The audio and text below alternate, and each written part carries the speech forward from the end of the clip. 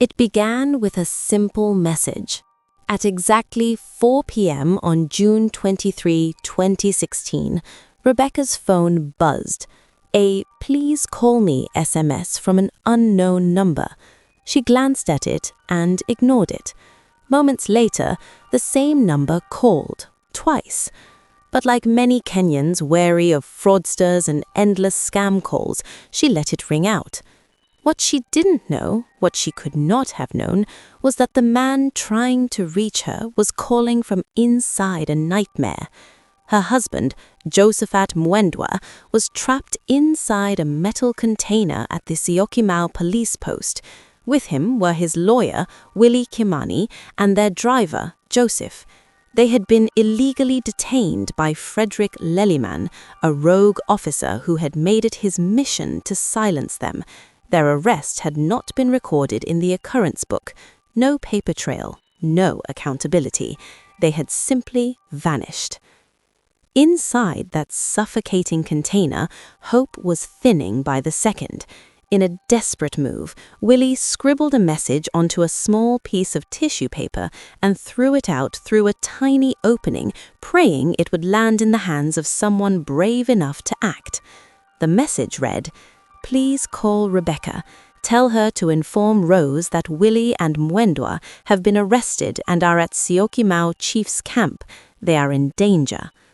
A passing boda rider heard faint distress calls. Curious and alarmed, he stopped. After reading the scribbled plea, he bought airtime and sent Rebecca a text.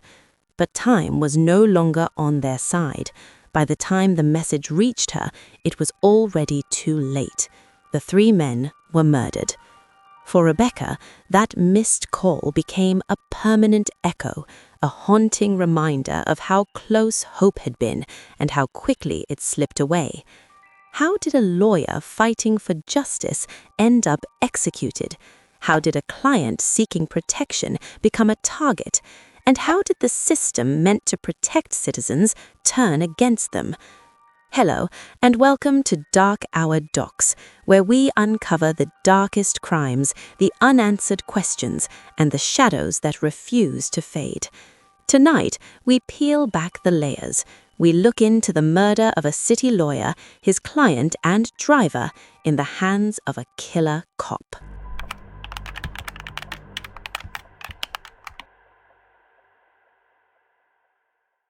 Rebecca was the trusted wife of boda operator Josephat Mwendwa, a young man trying to build something meaningful in the fast-rising town of Syokimau.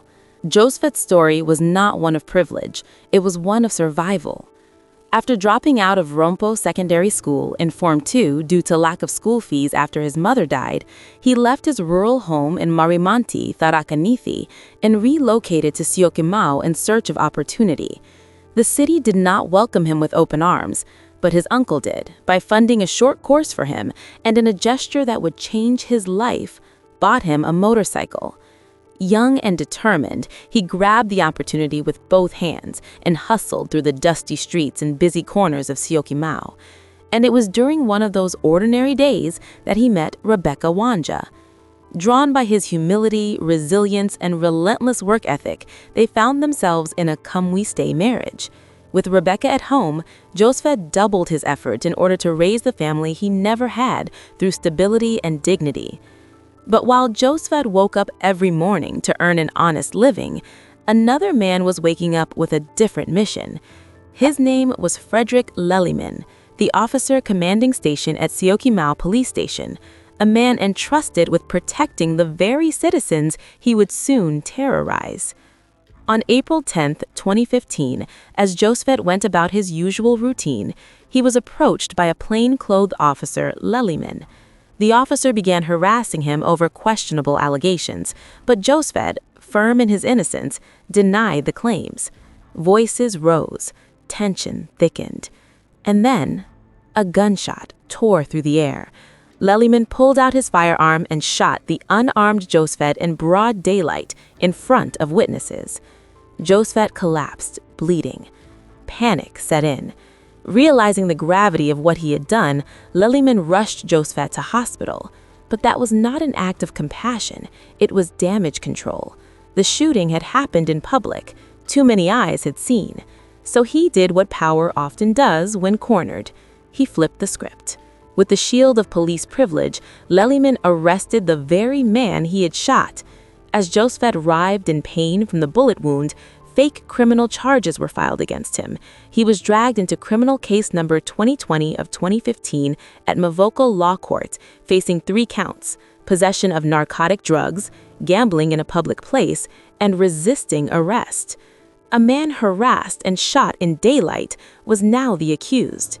Confused but determined, Josephat sought help from the Independent Policing Oversight Authority, IPOA. Upon receiving his complaint, investigations were immediately launched, fully aware of how sensitive such allegations were. Leliman was summoned for questioning. He was not pleased. By December 13, 2015, the pressure was mounting and investigations were tightening around him, threatening not just his reputation, but also his career. So at 3 a.m., under the cover of darkness, Leliman struck again.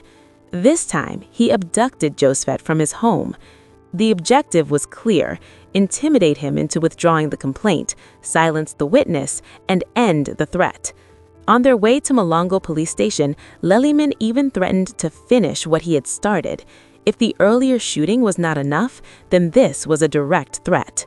But Josephat did not bend. He stood firm.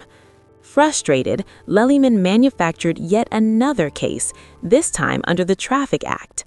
Josephat was charged with 6 counts: riding without a license, without insurance, without a helmet, without a reflector jacket, and carrying excess uninsured passengers. The irony? Josephat was still recovering from the gunshot wound, and so he could barely lift his arm, let alone ride a motorcycle. The charges were absurd, and he knew it. So he went back to court, hoping that investigations on Leliman would soon bear fruits. But justice in Kenya is often slow, and the delays began to erode his faith. Then came February 16, 2016, the day Josephat's hope in the system nearly collapsed. He was arrested yet again and taken to Malongo police station, this time under robbery allegations. No charges were ultimately filed, but the message was clear: the harassment would not stop. Relentless intimidation had become the norm. With every arrest, every fabricated charge, Josephat's world grew smaller. Fear lingered at his doorstep, yet surrender was not an option. Desperate, he turned to a higher authority, International Justice Mission. At IJM, he narrated his ordeal in detail: the shooting, the arrests, the threats, the abuse of power. And with that meeting, Josephat's fight transformed from a lone struggle into something far bigger than himself.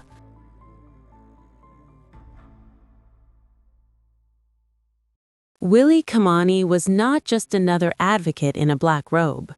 Admitted to the High Court of Kenya in 2011, he had already carved out a reputation as a fearless human rights lawyer.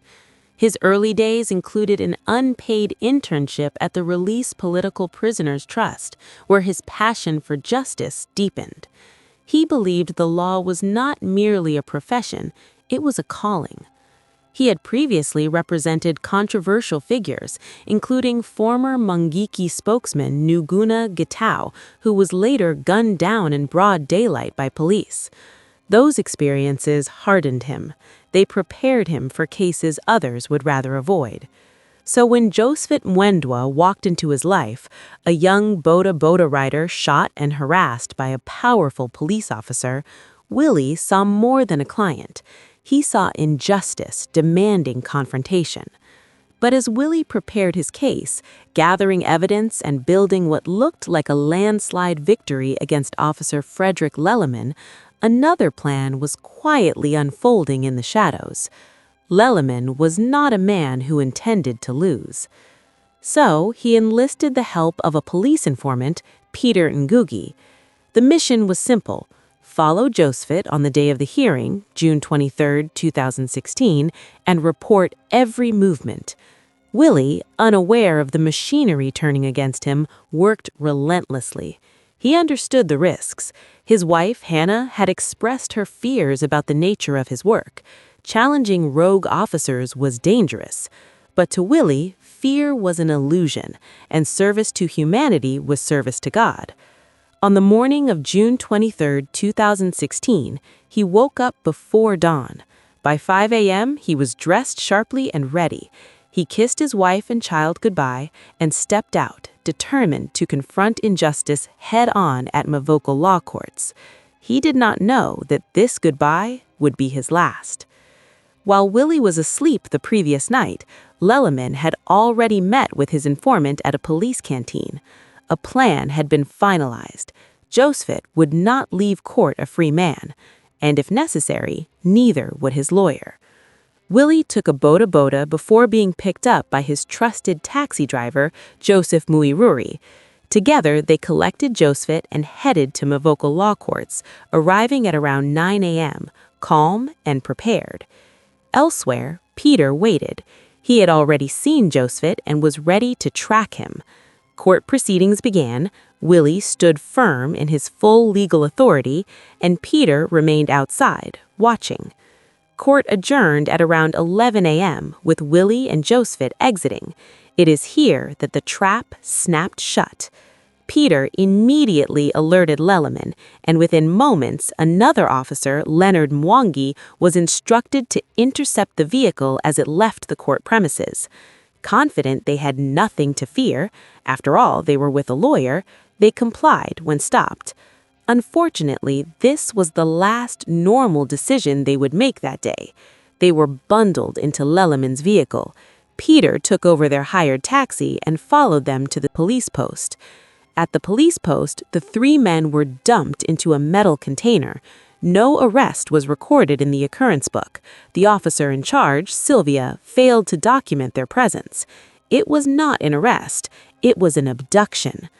Peter was then instructed to dispose of the taxi in Meru, but fearing recognition along familiar routes, he diverted toward Limuru town.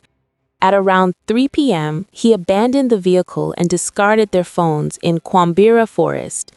Back in Syokimau, inside that suffocating container, panic set in. The purpose of their detention was becoming clear. Willie, thinking quickly, scribbled a desperate message onto a piece of tissue paper and tossed it through a broken pipe toward a passing boda rider. It was their final attempt at rescue. But help would not arrive in time. By the time Rebecca returned the call from the unknown number, the three men had already been handcuffed and forced into a car boot, driven along the Nairobi-Mombasa highway toward a fate carefully orchestrated the night before. What followed was not chaos. It was calculated. Along the Nairobi-Mombasa road, the three men were held for hours. For nearly 3 terrifying hours, they endured a harrowing ordeal as Leliman and another officer he had drawn into the plot, Stephen Chabiret, debated how to end their lives. Imagine sitting there, restrained, while your killers argue about the method of your death. It was cruelty stripped of all humanity. Eventually, a decision was made. One by one, the victims were let out. Their lives were taken by these two. Their bodies were stuffed into sacks. The men entrusted with enforcing the law had now extinguished it completely. Later that night, the officers transported the bodies and disposed of them at the Oldonyo Sabuk River, a location Cheburet knew well from his previous posting in the area. It was chosen deliberately, believed to be remote enough to erase evidence. They returned to Mlolongo as though nothing had happened. They ate supper. They believed the matter was closed. But they had made one fatal miscalculation. They had touched a lawyer. The disappearance of Willie Kimani ignited national outrage. Lawyers across Kenya took to the streets in protest. Civil society organizations demanded answers, and the case could not be buried quietly. Investigations followed. Arrests were made. Years later, justice caught up with them. Fredrick Leliman and his accomplices were convicted and sentenced to lengthy prison terms, at least 20 years each. Leliman, identified as the mastermind, received the death penalty. It was justice, delivered slowly, painfully, but decisively. In the end, this was not just the story of a lawyer murdered for defending his client.